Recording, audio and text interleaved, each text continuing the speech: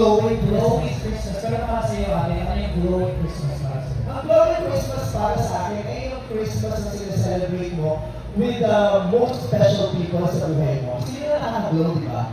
Pag kapilin mo yung mga taong pinaka-minamahal mo, gusto mo makasama dun sa pinaka-special na oras ngayon, di ba? Kaya maraming OFWs, maraming Pilipino ang hindi glowing Christmas nila kasi ang layo nila sa mga taong pinakamamahal nila. So, yun ang konsepto ko. Pagkasama ko yung nanay ko, pagkasama ko yung buong pamilya ko, pag nag-iwan na ako sa mga sinihan ko yung Pasko at kasama ko yung mga people, glowing na glow ng Christmas. Alam mo, Bebe, para sa ating mga kapamilya OFW, alam mo malaking parte po kayo na nagpapagulong. Hindi lang ang Christmas nila, kundi ang buhay nila. Kaya thank you so much, Maraming salamat din. Maraming salamat sa lahat ng mga Pilipino, sa lahat ng mga people na pinipiling maging kasama nila ako tuwing Pasko at talagang naging kultura at tradisyon nila na kasama nila ako tuwing Pasko dahil hindi sila pupunta ng sinihan kasama kong pamilya tuwing Christmas para panoorin ang pelikula ko. Ganun din ulit ang mangyayari ngayong Pasko. Kasi meron ko kami tinong magandang ulit ng pelikula na tatawanan, kaaliwan, kahilibangan at iiyak ang ninyo ngayong Christmas. Kung nagustuhan nyo yung The Breadwinner is Last Year, ngayon naman, promise ko, mas magugustuhan nyo talaga yung ginawa ng pelikula.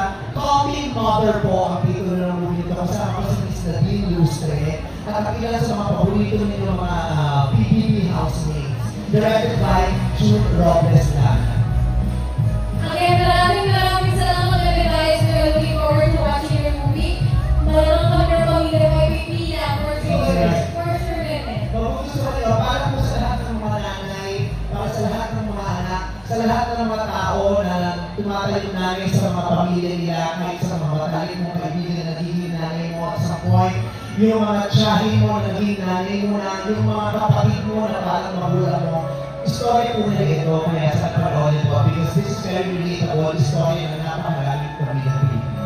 And for me, it's very fitting na ikaw ang pipili lang namin kasi you're always mothering. Always mothering. We're making sure that we always mother. Yes. Mama. Once again, guys, ganda walang kanon. Yes! Again, nandito na tayo sa pinaka-exciting part! Okay. Yes. The most awaited moment of this evening! It's right here. Please join us as we gather near the director's retreat for the official lighting ceremony. Because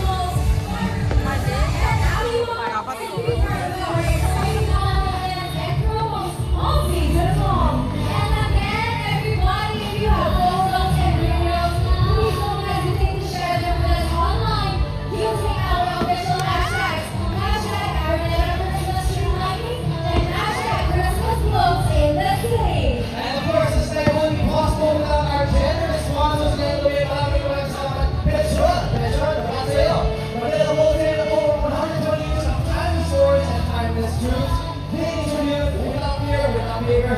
Novotel Manila, Island City, Ibis Gas, Island City. The first Novotel Ibis Gas hotel brands in the Philippines. Pizza Hut, make it great. Dairy Queen, happy is good. Taco Bell, Little